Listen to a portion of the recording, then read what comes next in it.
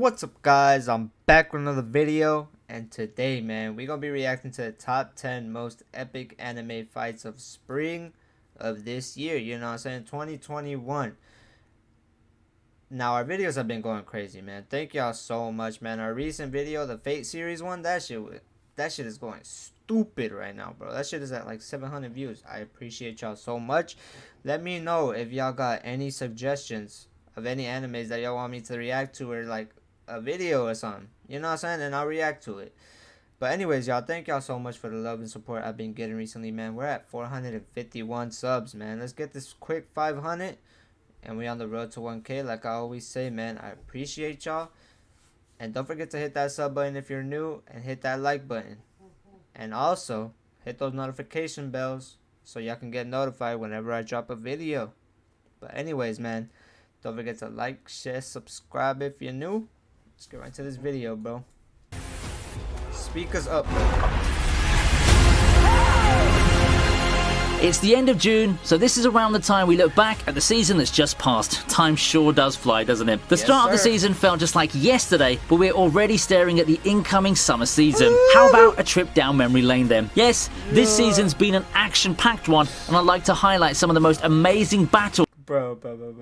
Oh shit, I can already tell I'm gonna get hyped for this. that we've been blessed with. However, before we start, I'd like to invite you to hit that subscribe button up there. There are still a sizable portion of viewers that haven't subscribed, so I'd like to encourage you to sub so that you'll be able to get updates more easily the next time I upload. Now, with that out of the way, let's get started on our list. Shiki versus Jin opens up our list at number 10. Okay. I haven't heard of this anime.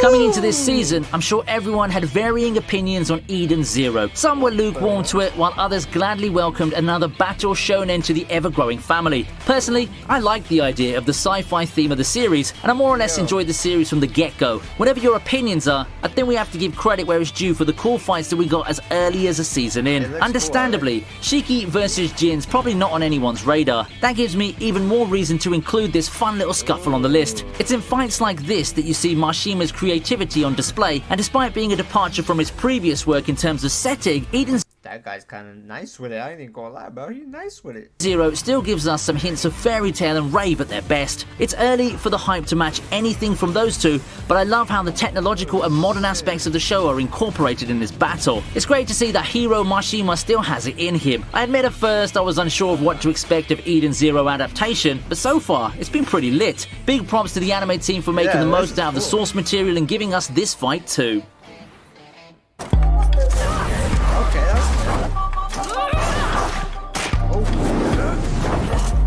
When the season started, I found myself very excited for Yasuke. It's not at the very top, but it's somewhere up there in terms of shows that I look forward to. It didn't really live up to my expectation, but one thing that the show gave me was some good fights. Episode 4's battle between Yasuke and Kurosaka didn't disappoint in the slightest. I know coming in that one of the parts in the show that would be given a lot of focus on would be the sword fights, and that much can be seen in this epic duel. The action's fast-paced, and the art and animation just look so clean and smooth. I also liked how the battle made full use of the setting and allowed the fighters to make the most of the environment before concluding with a dramatic end. That's a fact.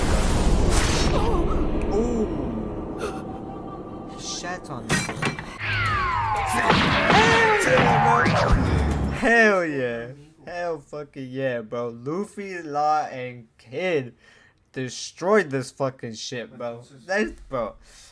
Y'all gotta watch One Piece, man. I ain't even gonna lie, bro. Y'all gotta catch up with this, cause this shit is crazy. Let's watch this. Just look at this. You know, what amazes me about One Piece is that despite running through multiple generations of anime fans, the animation and the fight still maintain that consistent quality. I don't need any further proof than the recent fight which put Luffy, Law, and Kid against the Beast Pirates. Yeah, I call it a fight, but it's really just the three of them putting on a show while giving us fan service in the form of their cool abilities. Amongst the three of them, I've always been a fan of Law's powers, and seeing it being utilized the way it did here felt really great. Honestly, bro. Honestly, Law's powers are actually sick, bro. Like, they're actually OP. Luffy is great. Kid's powers are great too, but Law's stands out the most. I ain't even gonna lie. Like, his powers are crazy. Don't get me wrong though, we gotta see another gear of Luffy, you know what I'm saying? He's gonna get overpowered, I feel. The fight is overall just an extended flex by our key characters, but it's treated so much better than that. The fight's not much of an epic back and forth matter, but I think that it deserves a spot here merely due to the animation quality. Seriously, it's amazing how encounters between our OP characters and some fodder get so much love in terms of animation quality. What more when we get to the bigger fights later down the line? I'm pretty excited about that. Look at that, bro. Oh my god.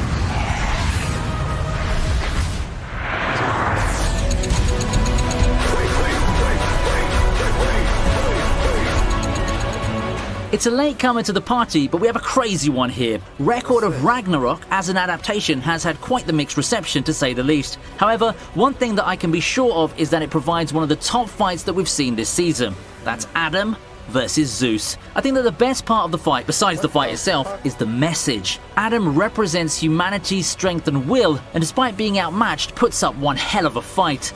To further drive the message home, Zeus wins on a technicality. That's an amazing show of humanity's inner strength, despite lacking the physical prowess that gods have, and I really like battles that push forward that message. On another note, Record of Ragnarok has that fate thing of using some historical and mythical characters in highly creative interpretations. You can binge it in one day, so I recommend you check Record of Ragnarok out if you enjoy some wacky and over-the-top fights.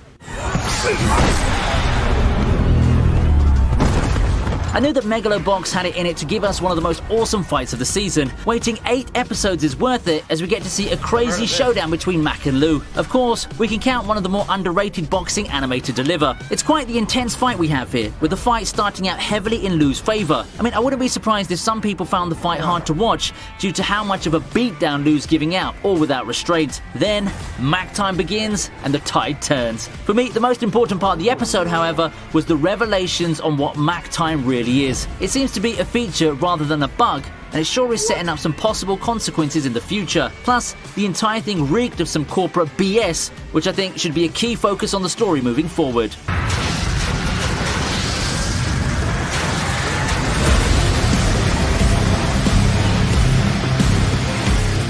I love these friendly sparring arcs. We just My Hero, bro. Yeah, this shit's fire, man. My Hero is a great anime, man. If y'all haven't watched that shit, y'all gotta go watch it. Like, I really enjoy this shit. Had one in Jujutsu Kaisen, which became my favourite arc in the whole thing, and My Hero Academia is not about to lose out too. The joint training arc is quite long with a bevy of fights, but my favourite segment would have to be the one with Team Ida taking on Tetsu's team. This whole sequence is just a good show of each hero's abilities and how they use them against each other. There are stakes for sure, but it's not exactly the life and death battle that villain fights are. But you wouldn't be able to tell given the passion and effort on full display. Todoroki and Tetsu in particular have a great duel, but let's not forget Ida showing off some of the cool new tricks up his sleeve. The joint training battle is just a fun ride all throughout, and while I picked this set to be the best one of them, the other fights are also awesome in their own ways.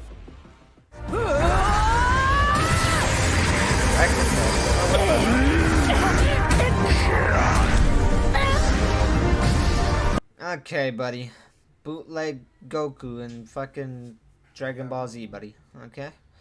Now here's something that I'm sure a lot of you didn't expect to see. Perhaps it's the genre, but the Dragon Quest anime, as far as I can see, has been quite the overlooked show. Now, while I wouldn't say the show's anime of the season material or anything like that, it did provide some hidden gems in terms of fights such as this one. The fight at first seems to be your standard shonen fare. Not that it's a bad thing, in fact, it's very satisfying, and a fight like this seems to be something that everyone's come to expect from a series of the genre. However, what takes this fight to the next level can be seen when you take a closer look at the animation. The way the battle happened and the animation techniques employed really reminded me of some of my favourite fights from Dragon Ball Super, but with the wonders of modern technology. Yeah, that's facts. That's actually facts. This reminds me of Ultra Instinct Goku right here and Jiren. It seemed like a callback to the stuff like the Broly fight in Super or something from Black Clover. I'm not sure if the Dragon Quest anime would be your cup of tea, but if you like fights and the setting of the anime, do yourself a favour and pick the show up. Yeah.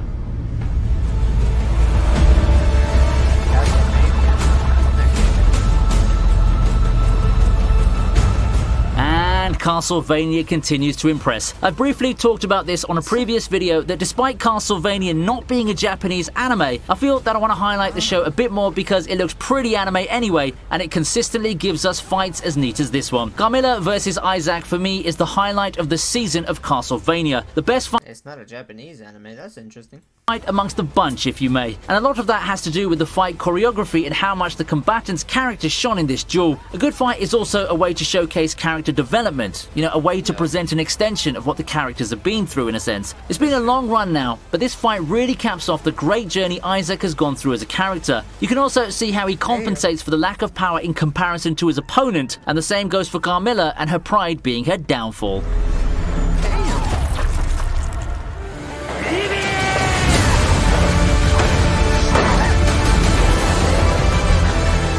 You know, entering this season, I had high hopes for Vivi. I just had the feeling that I'd like it, being the action sci-fi nut that I am. However, I didn't expect to get blown out by the spectacular fight choreography that the show has. The quality is so insane, so much so that I added a fight as a last-minute entry to the female fights video when I saw it. With the bar set that high so early, what else would be there for me as far as Vivi's concerned? Well, an even better fight, of course. Episode 9's fight is just insane. That's all I have to say about it. I haven't watched everything this season, but I might as well bet that not a lot of stuff this season can top the fight choreography in this one. This fight had me on the edge of my seat, consumed by pure adrenaline thanks to the camera angles, the pacing, and just how sleek everything looks. Seriously, watch Vivi. I know I can't call it an underappreciated show or anything because it does have some hype and traction, but I think that it does deserve better. The show has an intriguing plot that fuses elements from a lot of fan-favorite anime with games such as Detroit Become Human, topped off with by far the best fight choreography the season has seen. Okay. Of course they put Naruto and Sasuke versus Jigen #1. I was gonna do a reaction to this full fight, and if y'all want me to do that, I will go ahead and do that. Naruto and Sasuke versus Jigen.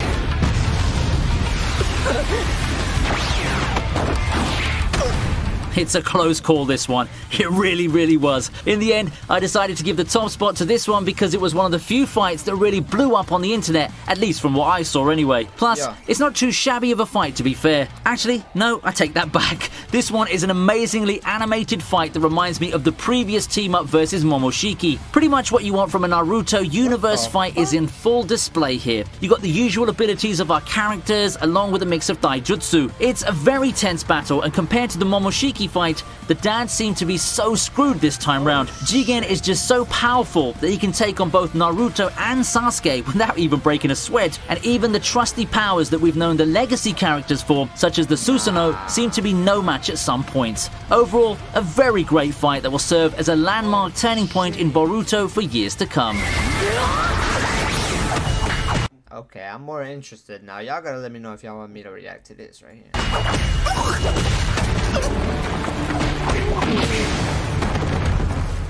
My God.